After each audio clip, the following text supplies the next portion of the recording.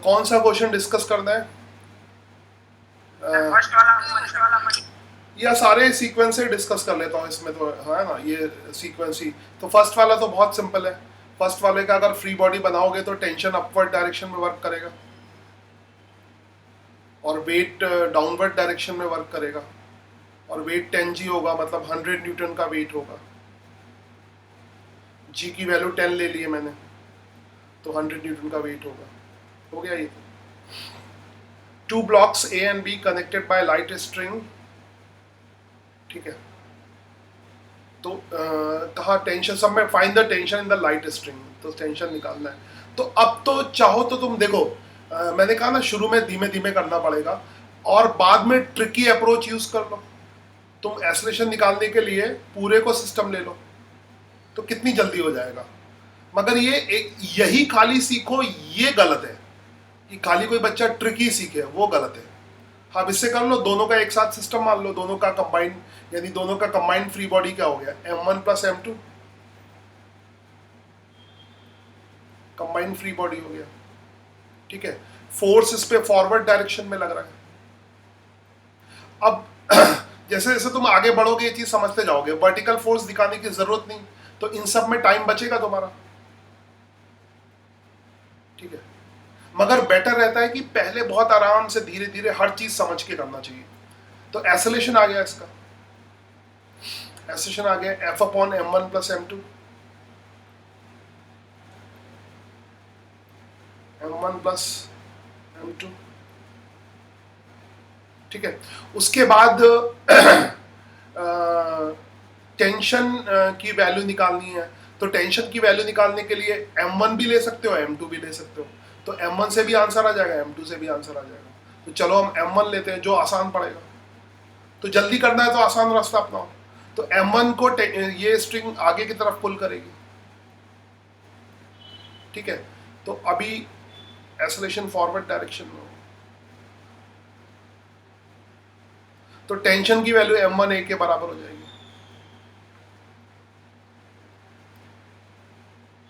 ठीक है। सर ऐसा भी तो हो सकता है सिस्टम मूव ही ना करे। स्मूथ होगा तो सिस्टम मूव ना करे, ऐसा नहीं होगा। यहाँ पे स्मूथ दिया हुआ है क्योंकि बैकवर्ड तो कोई फोर्स लग ही नहीं रहा है, तो कितना भी कम फोर्स लगाओगे सिस्टम मूव ही करेगा। स्मूथ में तो मूव करता है, वो अगर फ्रिक्शन होगा तब दिमाग लगाना पड़ेगा कि सिस्टम मूव ना करे। तो तुम्हारे दिमाग में वो फ्रिक्शन वाली चीज चल रही है, ठीक है। तो हो सकता है फ्रिक्शन के केस में हो सकता है, मगर फ्रिक्शन दिया ही नहीं है इसमें, है ना। तो कोई दिक्कत ही नहीं। तो टेंशन की वैल्यू हो जाएगी m1 इंटू ए। फ्रिक्शन पे तो अभी हम बहुत प्रैक्टिस करेंगे, और सुबह तुम लोग प्रैक्टिस कम करते हो, मतलब जो सवाल दिया करो, मैं मेरे को करते रह देना करो, तुम लोग अपना अपना एफर्ट किया करो। क्योंकि वो सवाल जो मैं चूज करता हूँ वो अपने लिए चूज नहीं करता, वो तुम्हारे करने के लिए करता हूँ, ठीक है। अब खाली तुम्हारा ही तुमसे देखूंगा, मैं खुद बताना धीरे धीरे शुरू करता हूँ, तुम लोग सॉल्व करके भेजा करो। अब तक बहुत आ गया है। तो टेंशन की वैल्यू और तुम्हारे अकॉर्डिंग हर वेराइटी के सवाल लेता हूँ। आगे टेंशन की वैल्यू आ हो गया इसमें। चाहे तो इसको लेके भी चेक कर लो, वही आंसर आएगा m2 को लेके। तो मैं चेक नहीं कर रहा, तुम चेक कर लेना, ना आए तो बताना, ठीक है। तो अब जैसे शॉर्ट में करना है तो शॉर्टकट तरीका वो अपनाना पड़ेगा, उसके लिए लाऊंगा। Two block of A B connected by light string, isolation through smooth pulley. अब इसमें भी अगर तुम्हें शॉर्ट में करना है या तो अलग अलग करके कर सकते हो। अब अगर तुम सीख चुके हो तो पूरे को सिस्टम ले लो, है ना। ये तब बता रहा हूं जो सीख चुके हो, जो बच्चा इसी को देख रहा है वो गलत है, क्योंकि इस तरह का सवाल हम कर चुके हैं। और तुम्हें एग्जाम में जल्दी करना है अगर एग्जाम में जल्दी करना है तो पूरे को सिस्टम ले लो, ट्रिक से करो। मगर ट्रिक तभी सही रहती है जब तुम्हें पूरा आता हो। तो इसका एसेशन डाउनवर्ड डायरेक्शन में हो जाएगा। तो टोटल फोर्स क्या हो जाएगा, पुलिंग फोर्स मेथड कहते हैं इसको। तो इसका एसेशन ऊपर की तरफ इक्वल हो जाएगा। अब एग्जैक्टली जो है, मतलब जो खाली ट्रिक देख रहा है उसके दिमाग से ऊपर से निकलेगा, मगर जब मैंने समझाया था, बेसिक से भी किया था, ट्रिक से भी किया था, तो मैं ये मान के चलता हूँ कि तुमने वो वाला लेक्चर ढंग से देखा होगा, है ना, ठीक से देखा होगा। तो ये हो गया। तो ये आ जाएगा 10G माइनस 5G आगे चल के तो हम फटाफट फटाफट सवाल कर लेंगे, 10 और 5 इस तरह के छोटे वाले। हाँ, अच्छा सवाल होगा तो दिमाग लगाना ही पड़ेगा, फिर जेई में तो फिर लगाना ही पड़ेगा। नीट वाले तो बहुत जल्दी हो जाते हैं, है ना। तो ये आ जाएगा 5g/15। जैसे सवाल नीट में आ सकता है तो 2 मिनट में करो, कोई दिक्कत नहीं। 5g/15 तो ये g/3 आ जाएगा, है ना, g/3 मीटर पर सेकेंड स्क्वायर। कुछ बच्चे चैट में लिख रहे हैं। और ये भी है कि टू द क्लास मीन्स इसका मतलब क्या हुआ, 20 students are coming to the class. अब ये पता नहीं 24 इस समय है, मतलब 22 स्टूडेंट आर कमिंग। सर हमें टेंशन फाइंड करना है। हाँ टेंशन फाइंड करना है। हाँ, टेंशन के सर अगर रफ पुली हो तो भी हम पूरे को एक सिस्टम ले सकते हैं क्या? नहीं, तब नहीं ले सकते। रफ पुली हो तब नहीं ले सकते हैं, रुक जाओ। तब तो टेंशन ही, रफ पुली हो तब नहीं ले सकते हैं। तब क्या होगा, टेंशन इसमें अलग अलग होगा और रफ पुली की वजह से भी फोर्स लगेगा, फ्रिक्शन लगेगा बैकवर्ड डायरेक्शन। एक्सेलरेशन अलग होगा। नहीं, एक्सेलरेशन तो सेम होगा बट पुलिंग फोर्स मेथड नहीं लगा सकते। चेंज हो जाएगा। टेंशन इधर भी अलग होगा, इधर भी अलग होगा, और फ्रिक्शन वो एक बहुत कॉम्प्लिकेटेड केस होगा, वो एडवांस का, सुपर एडवांस का केस है। तो रफ पुली तुम्हें कहीं भी देखने को नहीं मिलेगी। सर मैंने सॉल्व किया, उसमें 10/3 आ रहा है। और 10/3 तो है, जी की वैल्यू 10 है ना, इधर भी 10/3 है। जी की वैल्यू 10 हाँ, ओके। है ना। और टेंशन निकाल लें तो रफ पुली मैं अभी फिलहाल रफ पुली नहीं लूँगा। कभी फ्यूचर में एडवांस जब मेंस क्वालिफाई हो जाएंगे तब एडवांस की क्लासेस होगी, तब उसमें रफ पुली डिस्कस करेंगे, क्योंकि अभी तुम्हारे सर के ऊपर से जाएगी पूरा। उसमें एक्सपोनेंशियल इक्वेशन आती है, तो जैसे स्टार्टिंग में बच्चे भाग गए थे ना, कंप्लेन करने लगे थे, तो वैसे ही हो जाएगा। ठीक है, तुम भाग जाओगे। और वैसे भी काम का अगर होता है तो मैं बता ही देता हूँ किसी ना किसी तरह से, बट अगर नहीं काम का है तो फिलहाल तो मेंस क्वालिफाई कर जाओ, उसके बाद कुछ चीज़ें ऐसी बतानी रफ पुली के केस में। तो अभी तो कभी रफ पुली तो शायद अभी रोटेशनल में लेंगे, मगर उसमें एग्जैक्टली रफ पुली को कैसे ट्रीट करना वो टैकल नहीं करेंगे। उसमें बस रफ पुली की वजह से वो रोटेशन वाला कंसेप्ट आ जाएगा। खैर छोड़ो, अभी फिलहाल तो मैं कभी नहीं मिलेगी, किसी भी सवाल में नहीं मिलेगी। इसमें टेंशन की वैल्यू निकालने के लिए कोई भी सिस्टम ले लो, 5 kg वाला ही ले लो, तो टेंशन अपवर्ड डायरेक्शन में है ना, टेंशन अपवर्ड डायरेक्शन में, 5g डाउनवर्ड डायरेक्शन में, और इसका एक्सेलरेशन ऊपर की तरफ है। ठीक है, तो क्या हो जाएगा, t - 5g is equal to mass into acceleration. Mass into acceleration, mass कितना है 5 इंटू a, तो t - 5g, 5a की वैल्यू कितनी है, g/3, g/3। सो t की वैल्यू हो जाएगी 5g + 5g/3।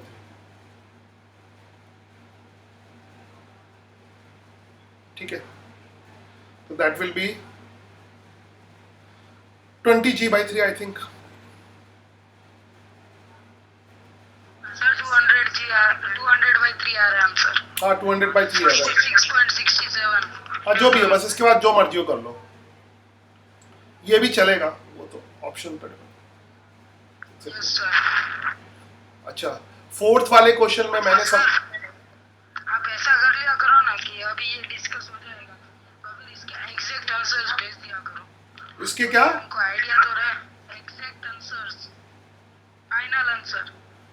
अरे फाइनल आंसर की टेंशन मत लो। ये तो मैं चाहता हूँ, ये एक्चुअली मैं जानबूझ के तुम्हें फाइनल आंसर नहीं दे रहा हूँ, क्योंकि तुम लोगों की इतनी गंदी हैबिट है कि भले ही गलत हो जाए फाइनल आंसर आना चाहिए। इसलिए मैंने ये दिमाग में खासकर जब मैं, जो बच्चे गुजरात बोर्ड से आए हैं या गुजरात में ऐसे बच्चे हैं, उन लोगों की इस गलत हैबिट की वजह से मैं आंसर देता ही नहीं हूँ। वो आंसर मिलाने की कोशिश करते हैं, भले ही गलत हो जाए। वो सब टेंशन छोड़ो तुम्हें एक्चुअली में मैं तुम्हें दूसरी तरह से बताना चाहता हूँ। तुम्हें खुद साइकोलॉजिकली पता लग जाएगा कि तुम सही कर रहे हो गलत कर रहे हो जब तुम करो। आंसर से क्या चेक करना, समझ आई बात। और अक्सर जो फॉरेन की बुक्स पहले होती थी, फॉरेन की बुक्स, उसमें आंसर, फिजिक्स के क्वेश्चन में आंसर नहीं दिए होते थे, कभी नहीं दिए होते थे, है ना। फिजिक्स में बहुत कम आंसर देते थे, तो आंसर तो इंडियन बुक्स में पीछे आंसर दिए होते हैं। उसकी वजह से बहुत ड्रॉबैक है कि बच्चे आंसर मिलाने की कोशिश करते हैं, तो उन्हें अपने आप पे ट्रस्ट नहीं आता। तो तो वो सब आंसर बिल्कुल मत मिलाओ। तुम्हें अपने आप ही पता लग जाएगा तुमने सही किया गलत किया है, तुम्हारे अंदर से आवाज़ आएगी, तो अंदर की आवाज़ सुनो, ठीक है। और अगर कैलकुलेशन की वजह से आंसर ना मिले तो चलेगा, कोई कोई दिक्कत नहीं है। और वैसे भी ऑब्जेक्टिव टाइप में तो पता ही चल जाता है 4 में से 1 होगा, और सब कम से कम इस सब्जेक्टिव क्वेश्चन में तो अपने साइकोलॉजी के हिसाब से किया करो। F20 न्यूटन है, तो सर ऊपर वाले में फ्री बॉडी टोटल का लिया ना? टोटल का फ्री बॉडी, एक्चुअली में टोटल का जो फ्री बॉडी लिया है उसको ऐसे नहीं कहते फ्री बॉडी लिया है, वो एक ट्रिकी अप्रोच है, पुलिंग फोर्स मेथड, ठीक है। तो वो अगर तुमने इसको बेसिक से पढ़ लिया तो ट्रिकी अप्रोच सही है, अदरवाइज ऐसा नहीं है कि पूरे को फ्री बॉडी। मेरे को टिकी एक्चुअली नहीं आता, मैं बेसिक से ही करता हूं। हाँ बेसिक से करना तो बेसिक से करो, कोई दिक्कत नहीं है। 10G minus T is equal to MA और T माइनस। सर मैंने भी बेसिक से किया है। हाँ बेसिक से बेस्ट है, बेसिक से बेस्ट है। ये तो नीट वालों के लिए टाइम कम है तो ये मेथड लगा लो, पुलिंग फोर्स मेथड लगा लो, ठीक है। ये उतना अच्छा नहीं है क्योंकि ये कंसेप्चुअली उतना मजेदार नहीं है, दोनों का एक साथ सिस्टम नहीं ले सकते क्योंकि दोनों का एसेशन अपोजिट डायरेक्शन में है, तो टेक्निकली सही नहीं है, वो ट्रिकी अप्रोच है। और तुम्हें पता है कि ट्रिक का कोई लॉजिक नहीं होता, तुमने ट्रिक हर जगह पढ़ी होंगी, ट्रिक लॉजिकल नहीं होता, तो एकदम डायरेक्ट ट्रिक से करना गलत है, इसलिए मैं डायरेक्ट कोई भी ट्रिक नहीं बताता, है ना। और कभी भी जो है ट्रिक के साथ अपना नाम अटैच नहीं करता क्योंकि वो ट्रिक के पीछे कोई बहुत बड़ा लॉजिक नहीं होता, लॉजिक नहीं, इसलिए ट्रिक मुझे पसंद नहीं है ना, ट्रिक वैसे पसंद नहीं है, वो अपने आप आ जाती है, कर देता हूँ, मगर ये कोई बहुत सही चीज नहीं है, ये तो एग्जाम पास कर फोर्थ वाला बेसिक से करना, अलग अलग फ्री बॉडी लेकर। थर्ड वाला तो बेसिक से नहीं करना है ना, थर्ड वाला समझ गया ना, ये ट्रिक से मैंने थर्ड वाला तो आ गया, फोर्थ वाला ट्रिक से हो ही नहीं सकता, किसी ट्रिक से बेसिक से ही करना पड़ेगा। इसमें 2 ब्लॉक तो है ही नहीं ना, तो इसमें तो एक ही मेथड होगा, ट्रिक नहीं लगेगी यहाँ पे, इसमें ट्रिक नहीं लगेगी, तो ट्रिक हाँ। तो यहाँ पे बेसिक बताया था कि जितने फोर्स से, और ये मैंने किसी लेक्चर में समझाया है, तो वो लेक्चर को बार बार, बहुत इजी है, टेंशन 20 न्यूटन। हाँ तो जिसके दिमाग में होगा वो बात वो एकदम से कर लेगा, तो टेंशन 20 न्यूटन हो जाएगा, जितना हम फोर्स लगाते हैं उतना ही टेंशन होता है, ठीक है। अब ये पिछले किसी लेक्चर में देखना, तो 20 न्यूटन हो जाएगा, और इसका वेट 10 न्यूटन डाउनवर्ड डायरेक्शन में वर्क करेगा, और इसका एक्सेलरेशन ऊपर की तरफ होगा, ठीक है। तो बस हो गया, 20 newton minus 10 newton is equal to mass into acceleration, mass 1 kg है, सीधे कर दिया मैंने। तो सर तो फिर इसमें कुछ फाइंड ही नहीं करना था फिर, तो क्या एक्सेलरेशन को फाइंड करना है? टेंशन फाइंड ही करना था।